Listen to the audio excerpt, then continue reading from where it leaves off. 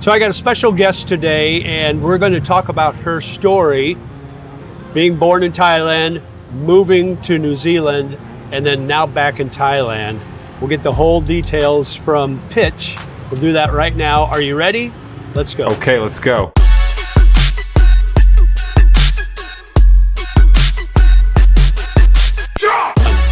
Hey, what's up? It's JJ, the Lonely Bull in Asia, here in Bangkok, of course, my home, right on Sukhumvit 24. And I've got a special guest, Pich, with me today. Her and I met by accident, basically. We almost ran into each other walking. Yeah. But thanks for coming on today. I'm pleasure. super excited to hear your story. Yes.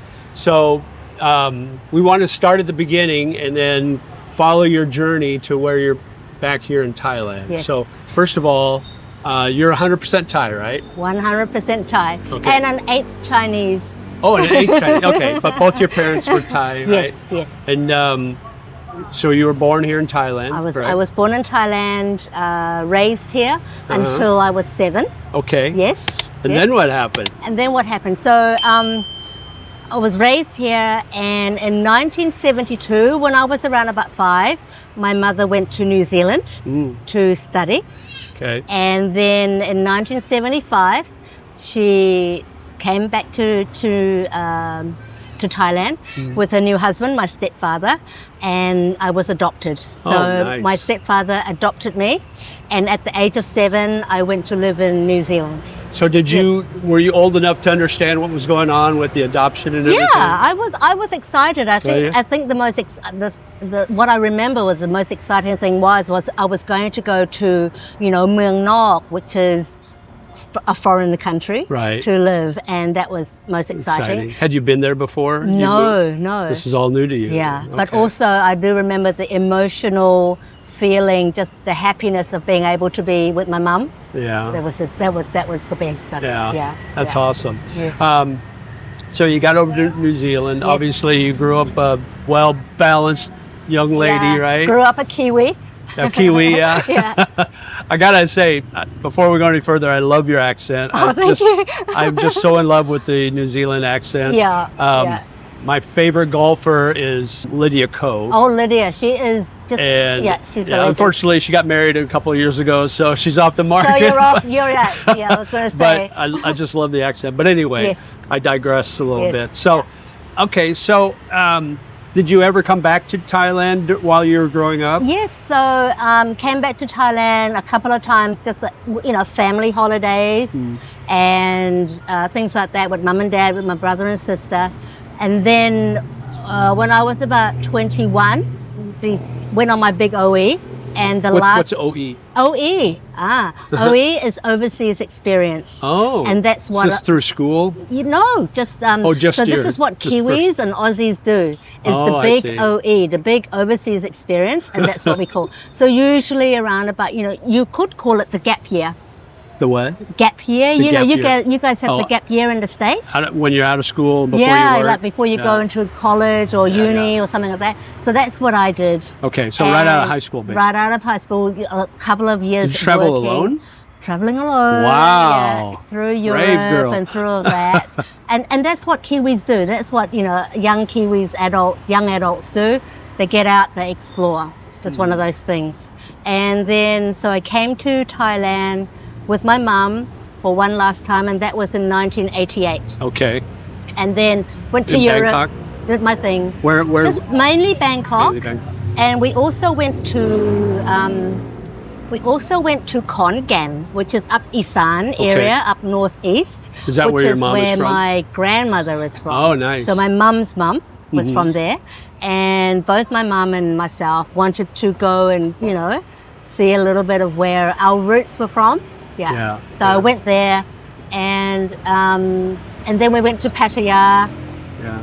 Didn't like it so much, but that's another not. story. Yeah. But so that was the last time. Was in 1988. Was when I came to Thailand. Oh wow. Yeah. So, fast forward. I assume you went to school after high school. Yes. So I went. Then I lived in Europe for a while. Okay. And stayed there for a few years, and met the Italian man. Had my son. He's half Italian and such like that.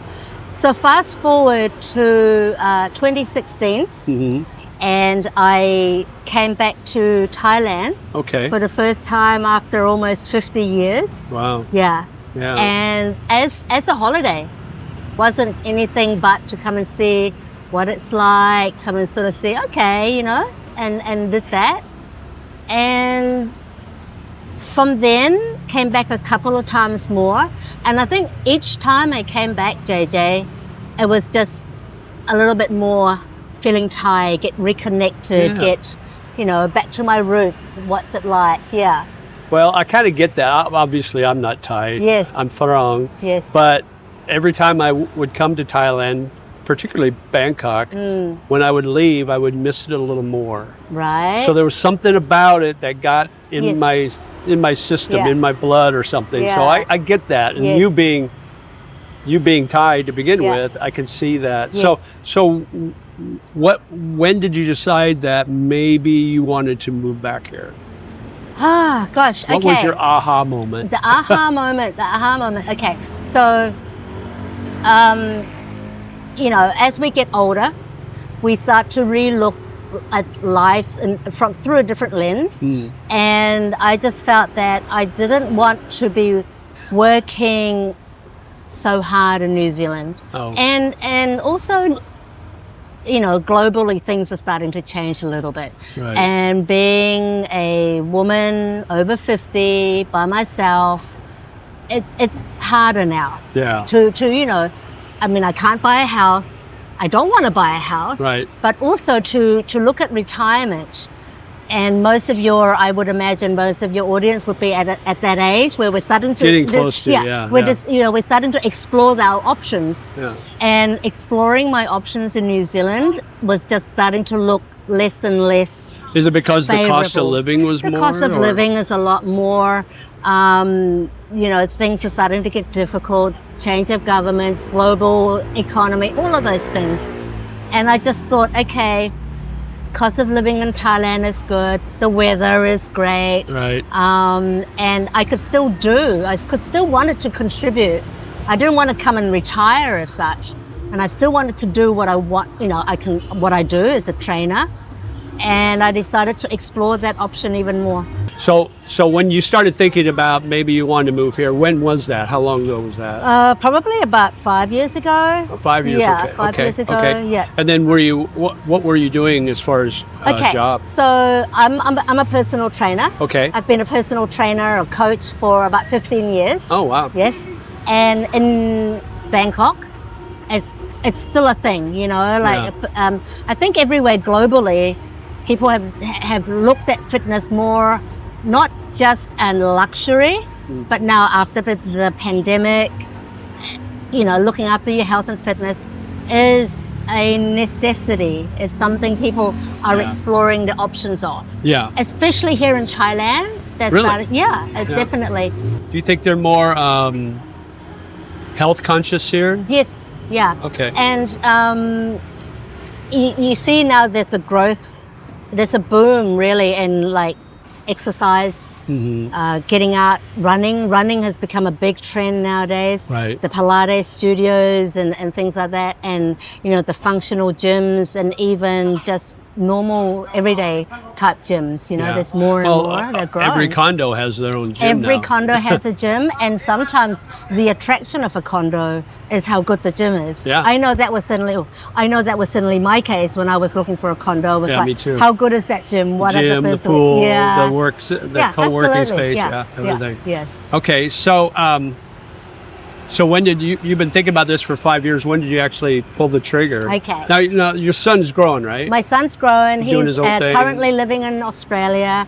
He was and living you're in not married anymore? No, and My subscribers of might course, want to no, know. yeah, but I'm not looking, guys. Okay, okay. No. So Daniel was living in Montreal for a little while in Oh, right. Canada, and now he's living and working in Australia. So Oh, nice. I am a free agent, right? Nice. So it was a little bit of a process to come here because even though I was born here, when I was adopted, because of the process and the laws back then, I wasn't able to retain my dual citizenship. Oh, really? Yeah. Oh, wow. I had to choose to either be Thai citizen or New Zealand citizen. And because I was getting adopted from my stepfather, by my stepfather, I had to then renounce, you know, it wasn't a choice that I made, Right. but it was something that had to be done. Sure, yeah. So I became a New Zealand citizen, Okay. gave up my Thai citizenship.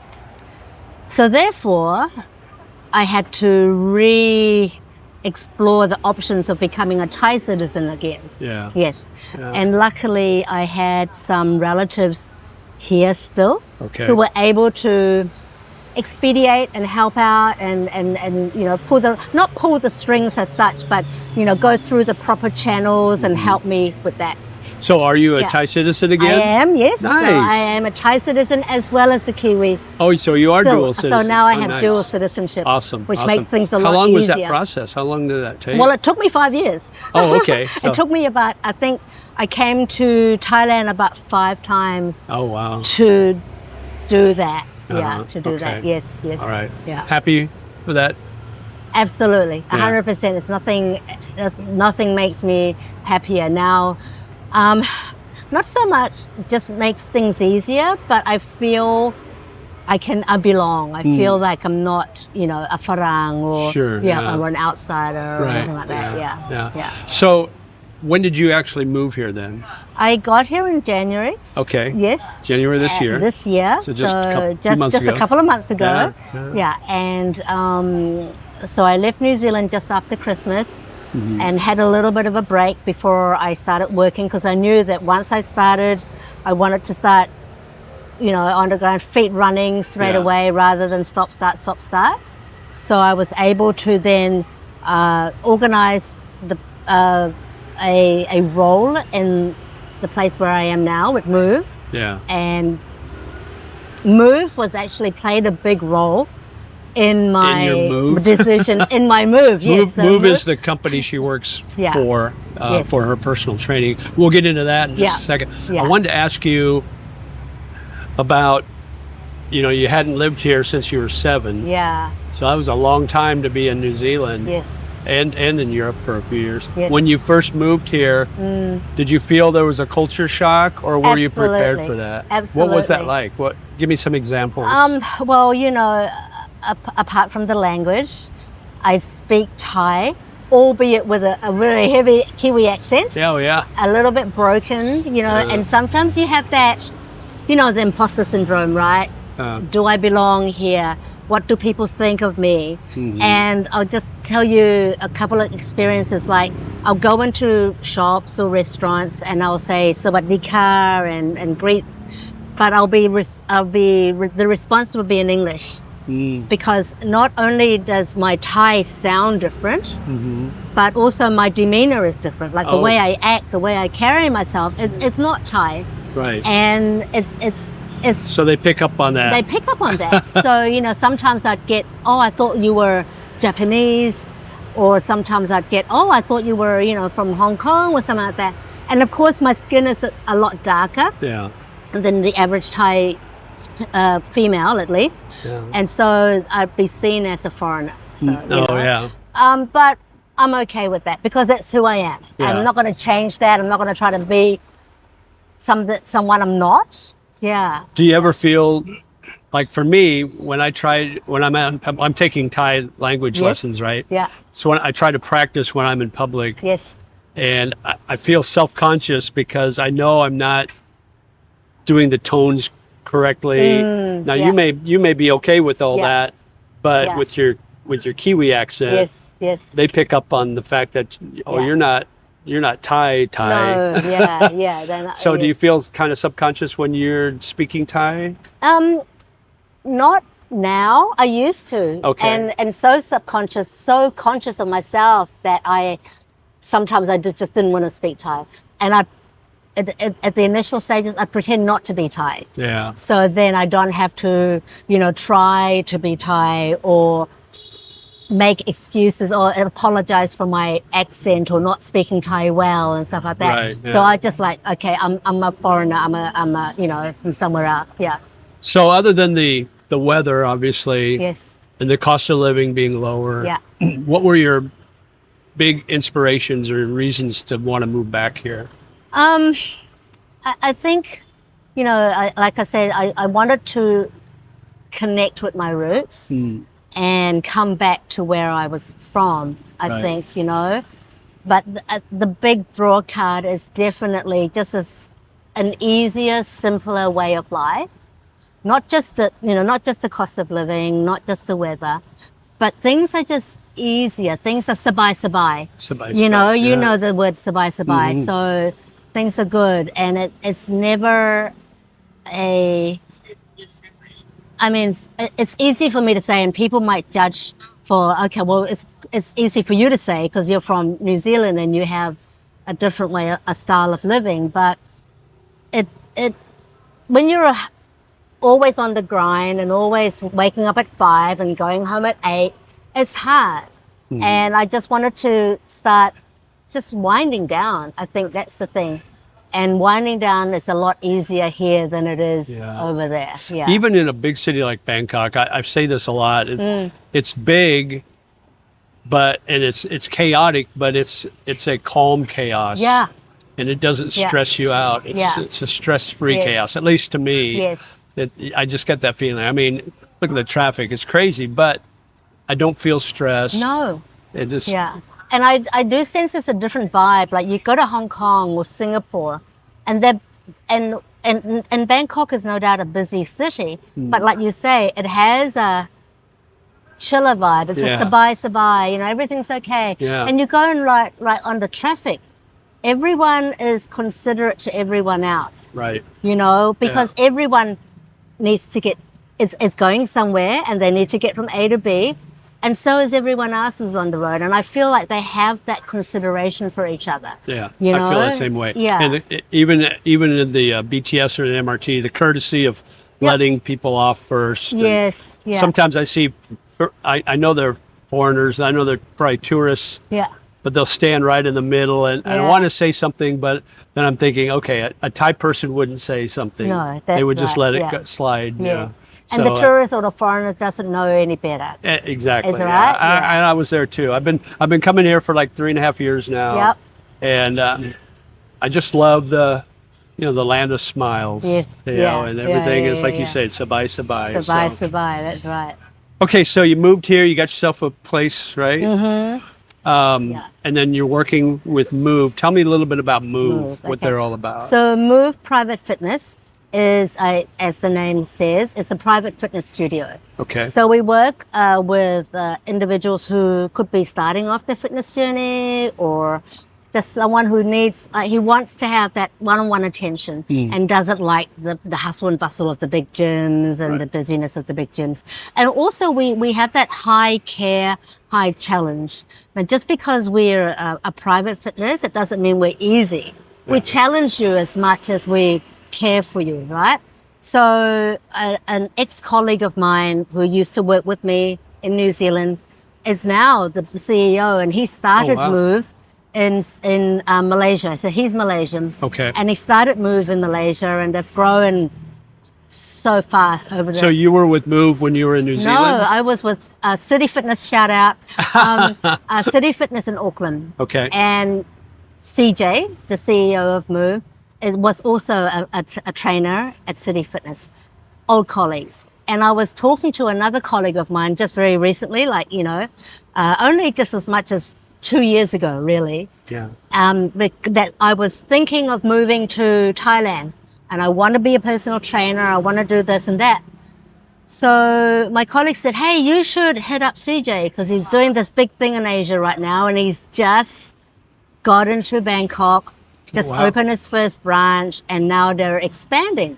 So long story short, I reached out to CJ, told him what my plans were. CJ told me all about Move, and it's not just come and be a trainer. It's the potential of owning the business, being in partnership, other things, not just a trainer. So you can be like move into HR, move into other things. So there's different facets of the business. So the timing was great. Timing was perfect. Like there could not have been a perfect timing. Yeah. So CJ and we talked for a little bit more, and I said, hey, I wanna do this with you guys. You know, explore the options. I don't want to just come and work, 6 to 8 like I'm already doing. Because if I was gonna do that, I'd be staying there and do that, right? Yeah. So we talked, we got it. I came here, and that's why I said at the beginning,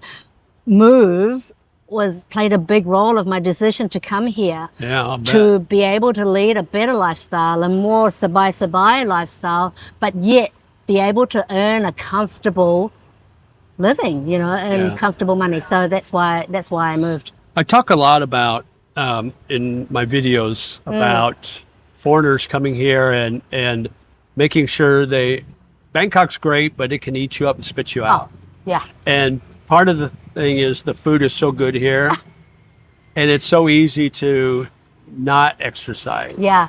And a lot of my subscribers and a lot of guys that are my age or getting close to retirement, one of the reasons they want to come to Asia is because of the beautiful women. Yeah. And they want to date a beautiful woman because they're tired of the Western women. Yes. Don't blame them. But I had an interview with another vlogger here. She's Thai. Her name is Ern. And she said something that is very, very true and very telling. And she says, if a guy comes here and he wants to find a younger, beautiful Thai woman to date, he needs to look in the mirror and make sure that he's going to be somebody that's attractive or, at least semi-good shape. You don't have to be buff. No. You don't have to have the six-pack, and you don't have to have the big biceps. In fact, from every Thai woman I've talked to, they said that's not a big issue with them. No. They'd rather have a regular body, but at least somebody that's in okay shape. Yes. So they don't want somebody that's going to fall over for the heart attack the first time they go for a walk in Benji Kitty Park. Yeah. Right? Yeah, that's true. That's true. I mean, I think, dating aside or attracting the right partner aside, I think if you're looking after yourself, if you can show that you look after your health, you can show that you can look after other things in your life as well. Yeah. The woman in your life, that's the thing. I mean, if you are unhealthy, you're not looking after yourself, the potential spillover into other facets of your life is higher. Yeah. But if you're like you say, you train at the gym. I've been on hold right for now, 3 weeks. Obviously, you're injured, but like before, when we first talked, you'd go to the gym, you'd do your walks, you'd get your steps up. Yeah. So if you're looking after yourself, you're going to be healthier, you're going to feel better. That's going to exude. You're going to attract hopefully a better person than if you weren't looking after yourself, if you were of poor health, and if you were sort of, that were letting yourself go, right? So, and for me, I come from that mindset. It's not just about smashing yourself out in the gym. It's like, are you doing yourself a favor? Yeah. Or are you doing yourself a disservice by just letting you go, especially as you age? And you feel better. And you feel better. And you feel more confident. Yes. And you'll be easier to approach Thai girls, Thai women. Yeah. And sometimes they'll approach you because you look the part. Right? Yeah, exactly. Yeah. Okay, so when we first met, we were talking about your business. Yes. And you had 1 or 2 clients. Yes. Where are you at right now? I'm at 12 right now. 12. That's awesome. Yes. And then, do you have room for more in case I absolutely. Okay. Yeah, no, I do have room for more. All right. So how would they look you up? Because I could put all your information, all your contact info. So the first step, the easiest step is to search Move Private Fitness Bangkok. So it's MOVE. MOVE Private Fitness. Private Fitness. We have 2 branches. We have one in Asok in Soi 23. And we have one in Phrom Phong right here in Soi 24, right up there. And so what you can do is fill out a quick contact form, and that will come to us. And then from there, we'll contact you. Or you can come and visit us, And would they, if they wanted to have you as their personal trainer, do they put Pich? Yes, they can just put my name. Pich. Pich. Yes, Pich. Like a baseball pitch without the T. Without That's the how he T. explained That's it to me. right. Yes, yes, yeah. So pitch without the T, and you know, I can definitely help you out. And you know, it's not about how fit you are, how good you are, what level you're at, because we meet you at your level. Okay, good. And then wherever you're at, we just take you, we elevate, it doesn't have to be fast. It's not necessarily going to be slow, but it's a start. That's good to hear, because the last personal trainer I had, this is back in the US. Yeah. He was the devil incarnate. I mean, I think his whole goal was to try to kill me. And that is the perception a lot of people have of personal trainers. You know, have you ever watched the Biggest Loser? Is that And you know, you see the personal trainers on there.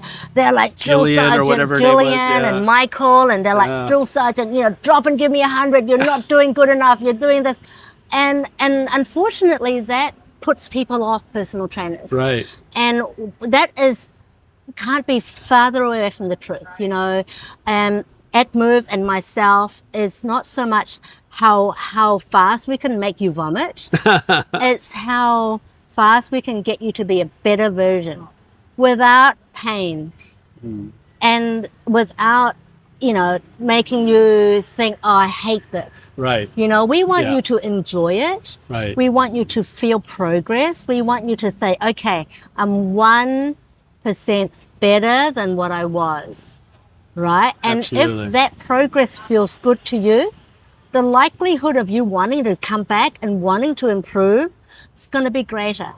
But if you leave the gym destroyed, you are in pain, you can't even get out of bed the next morning, that's a personal trainer who's not done their job. Yeah. You know, that's not a trainer, that's a drill sergeant.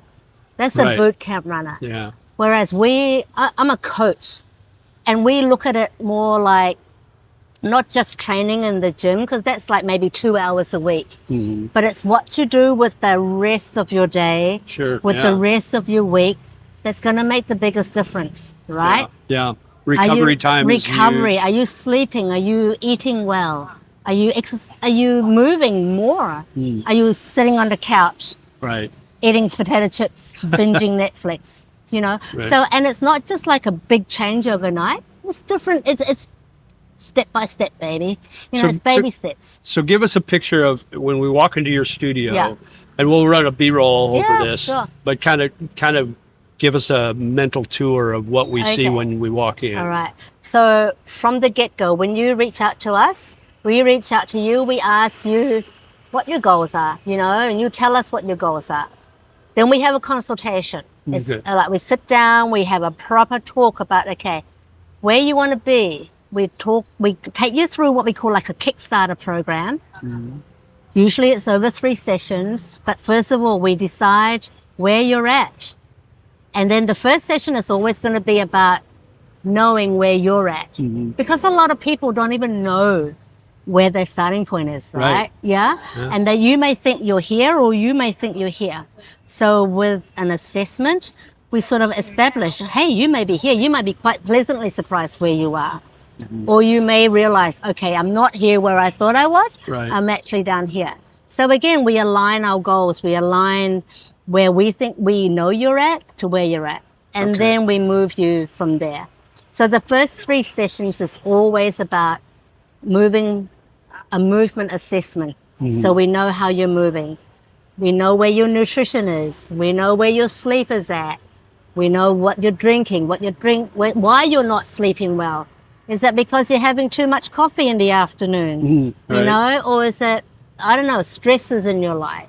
All those sorts of things. We discover that first. We establish that. And then we take you through a roadmap. It's, okay, JJ, you want to get here? At the moment, you're here. We strategize how we get you to here. Okay. We assess you along the way. We make a few adjustments. If what we're doing is not aligned, we move you back. If what we're doing is aligned, we progress. And then we go from there. So what do your facilities look like?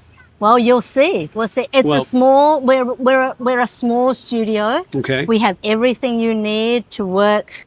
You know, your body, to move your body as it should. So our thing is move well, live better, right? So therefore, move well, live well.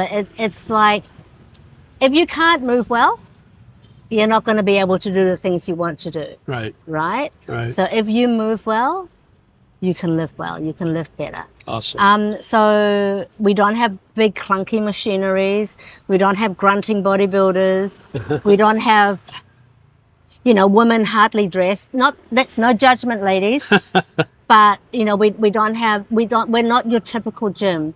You come in, you're usually there might be another 2 or 3 clients with 2 or 3 other coaches. Okay. We give you one-on-one attention, give you what you need, a little bit of what you want, and then we progress you along there. Awesome. Yeah. Awesome. Yeah. And we'll put all her, Pitch's contact information down below in the description. Yes. And so how you liking being back in Bangkok? I love being in Bangkok. It's been the best decision. What's your favorite things?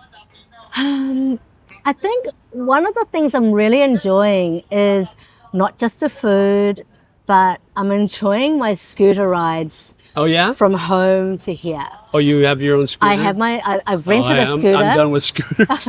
I've rented a scooter from E8 Motorcycle Rental in Prakanong, shout out. But so, I think being able to move like a local is great. And BTS is great, MRT is great. Bangkok has a great public transport infrastructure. So They've got like 5 public transport routes. So that's great as well. But I find that it does take a bit longer on the BTS and on the MRT. Yeah. And that's why I decided to get my own scooter. It gives me my freedom to be able to move. So that's what I've been enjoying. Yeah. And of course, the cheap food. Cheap food, the tasty great live food, music scene. Great. Do you like the live I've music? not been. You've got to tell me more. But not been to any live music scenes yet. I will help you out I with have that. been to one, albeit quite small, but it was good. So I'd love to know more from you. Absolutely. Yeah. And yeah, just Good. Well, welcome home. Yeah. Thank you. I love being here. It feels like my home too now. Yeah. Even though I don't. Yeah. And what have you enjoyed the most being here? All of the above. Just the excitement of the vibrance of the city, the friendliness. Yeah. Food is amazing. Not just the Thai food, but all types of food. All sorts of food, right? Asian, Middle Eastern, Mediterranean, Everything. Western, everything is so. You name I've not it, had a bad meal. We have it. Yeah, right? I've not had a bad meal. Yes. The live music scene is off the hook. It's so great here. Yeah. I love it. Just love everything about it. And also, one other thing I'm enjoying more now is I'm starting to speak Thai more. Okay. And getting more confident with my Thai. I'm trying. And I'm just like and I don't care if I make mistakes. Right. Because if I make mistakes, I'll just laugh it off and they'll understand because they can tell from my accent that I'm not true Thai yet. Right. Yeah. What's funny is I'll go to a restaurant or bar and I'll try to speak Thai. Yes. And then the waitress will say, "Oh, I'm from Myanmar." That happens all the time. A lot, right? Yes. It's like, oh, okay. Yeah. And then I'll ask them, "How do you say thank you in Myanmar and the Burmese?" Yes. She'll tell me, but I'll forget right away. It's like I don't have enough memory in my head. You've just got your full head of Thai first, Exactly. and then get the Myanmar with the Burmese. And, Well, Pitch, it's been really fun to talk to you and seeing you again. Yes. And good luck with your business. Hopefully, some of my subscribers will, when they move here, they'll sign up and or reach give out you a to call us. at least. Yeah. So, Good. all right, Yes. fantastic. Thank you. All right, let me know in the comments below what you think. And as always, live life, my friend. Sabai sabai. And we'll talk to you again soon. Take care. Bye-bye.